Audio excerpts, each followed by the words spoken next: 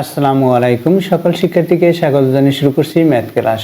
আজকে আমি ম্যাথ ক্লাসে ষষ্ঠ শ্রেণীর গণিতের চতুর্থ অধ্যায় বীজগণিতীয় রাশি অনুশীলনী 4.3 এর নম্বর 27 এই প্রশ্নটি সহজে সমাধান দেব। তাহলে দেখো এখানে দেওয়া আছে, যদি x = 5a + 7b + 9 এবং y z = যে মানগুলো দেওয়া আছে আমরা left side equal right side দেখাবো।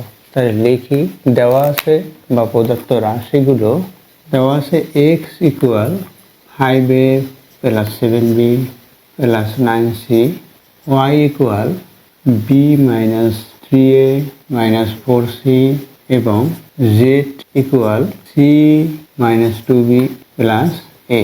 এটা দেওয়া আছে। দেখাতে হবে x + y + z = 3 × a + 2b + 2c বা left hand side x + y + z দেই। x এর কি মান দেখো, x এর মান আমরা বসাবো, অর্থাৎ এই x এর পরিবর্তে এই দেখো x এর মান যে অংশটুকু সেটা লিখব। এখানে 5a + 7b + 9c x এর মান বা এই x এর পরিবর্তে x এর যে মান দেওয়া আছে সেটা লিখলাম। এরপর কি সাইন, প্লাস সাইন দেই। y এর মান কি সেটা আবার লিখি। y এর মান আছে এখানে b - 3a - 4c।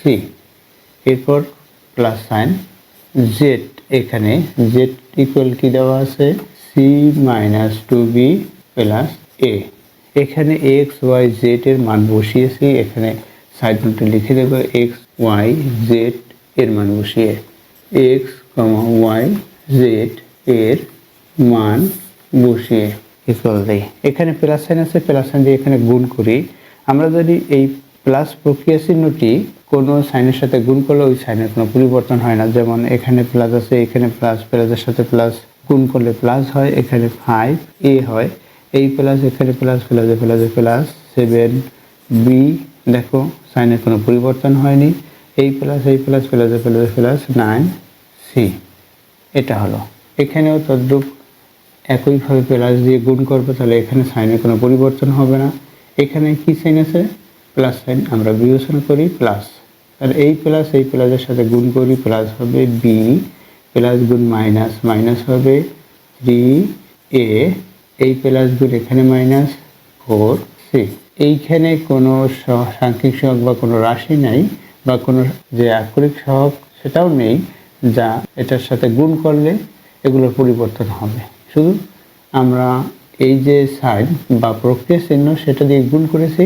যেহেতু প্লাস প্রক্রিয়া চিহ্ন দ্বারা গুণ করলে এখানে যে প্রক্রিয়া চিহ্ন আছে তার কোনো পরিবর্তন হয় না। এখানে প্লাস সহজরূপে একইভাবে আমরা গুণ করি, প্লাস দিয়ে এখানে গুণ করবো, এগুলোর কোনো পরিবর্তন হবে না। সুতরাং এখানে যা যা আছে সেটা আমরা লিখে দিতে পারি। এখানে প্লাস আছে লিখে দিলাম, তারপর c মাইনাসে মাইনাস লিখি, 2b, এরপর আছে প্লাস a লিখলাম।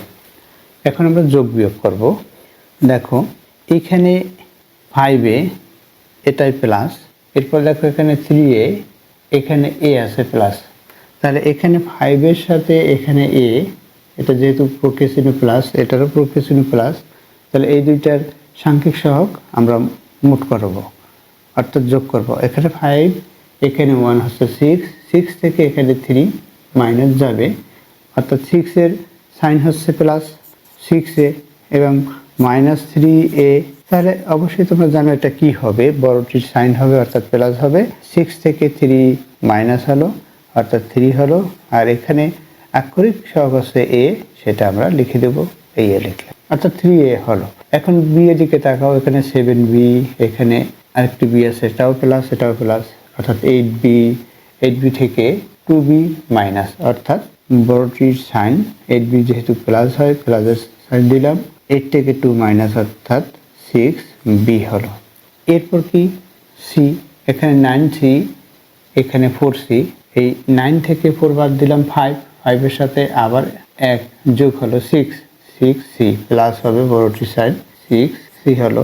এখন এখান থেকে দেখো আমরা কমন নিতে পারি, আবার এখানে এই যে প্রক্রিয়া চিহ্ন প্লাস হলো প্রথমে, এটা আমরা যদি না লিখি তাতেও হবে, এখন এখান থেকে কমন নেব। দেখো এখানে এ, এখানে বি, এখানে সি, সুতরাং এই যে আক্ষরিক সহগ কমন যাবে না।